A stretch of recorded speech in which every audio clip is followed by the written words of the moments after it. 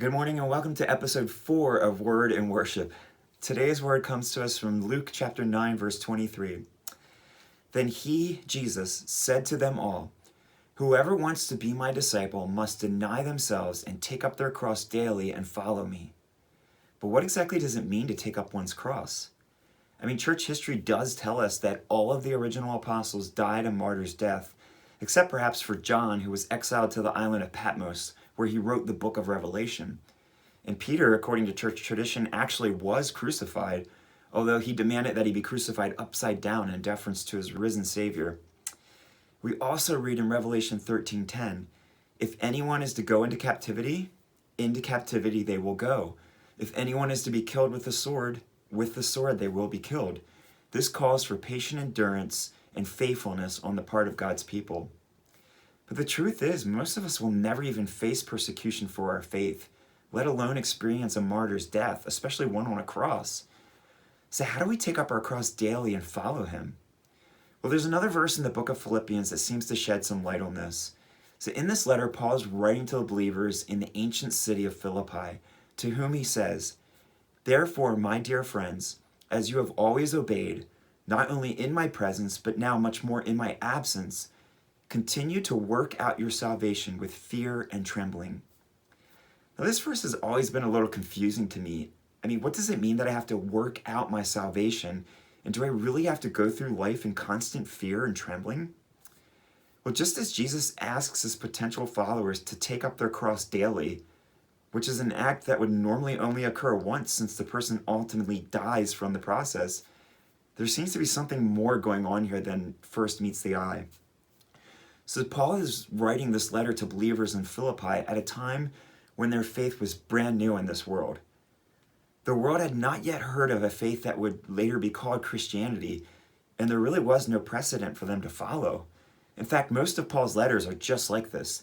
Letters sent to widespread communities instructing them on how to answer various questions and problems, and or how to interpret and apply the only Bible they had at that time, what we now call the Old Testament. So when Paul tells the Philippians to continue to work out their salvation, he's saying they will have to decide with wisdom how to rightly apply their faith to each and every unique circumstance they will meet along the way. So what about the fear and trembling? Well, to be sure, a little bit of reverential fear for the Lord is always a good thing. The book of Proverbs calls it the beginning of all wisdom. But there's also a sense of responsibility here. We are seen as ambassadors and representatives of this faith to the world around us. How about this sobering verse from Paul in Romans 2:24?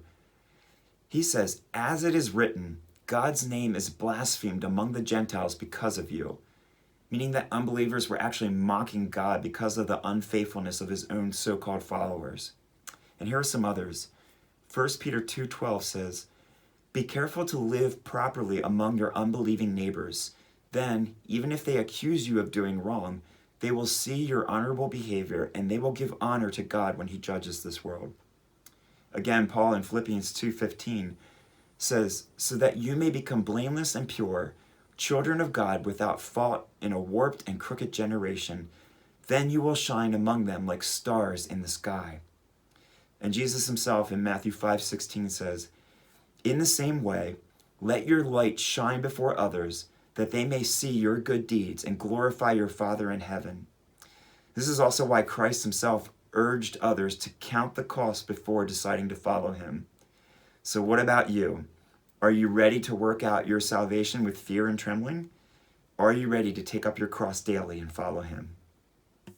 So for today's worship, I'd like to share an original worship song written 20 years ago, appropriately called "I Will Take Up My Cross."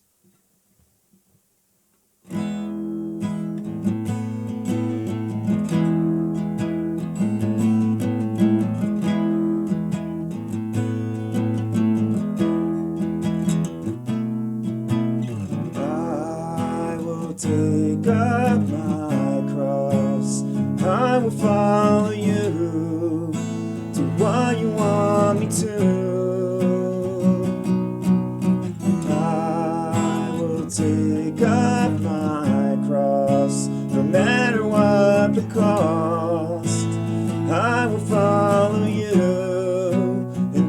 take up my cross.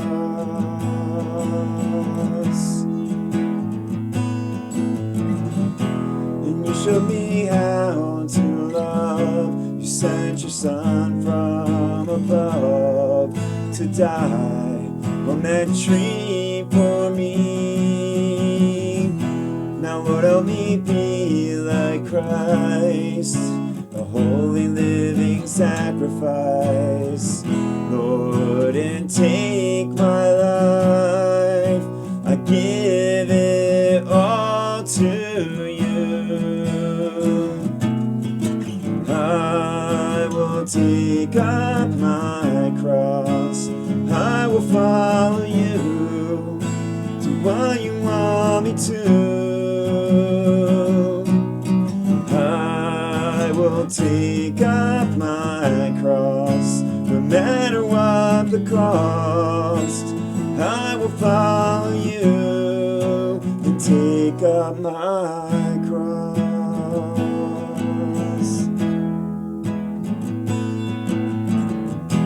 Lord, you showed us the way, the price we must pay to live our lives for you.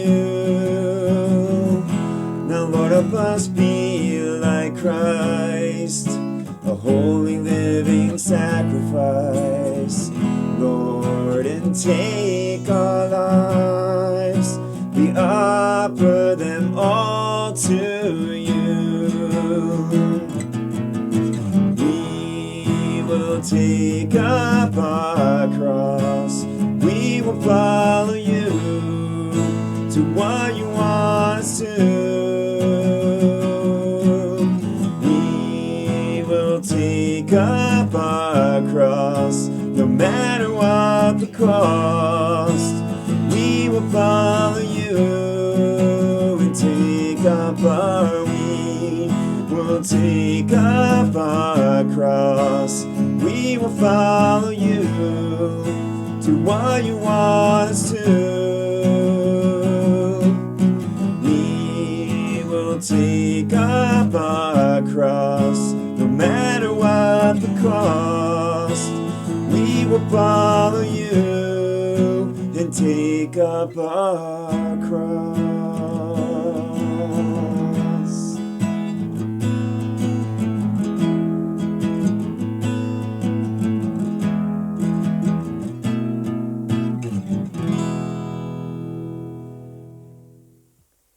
Alright, that's all for today. I hope you guys enjoyed that original song.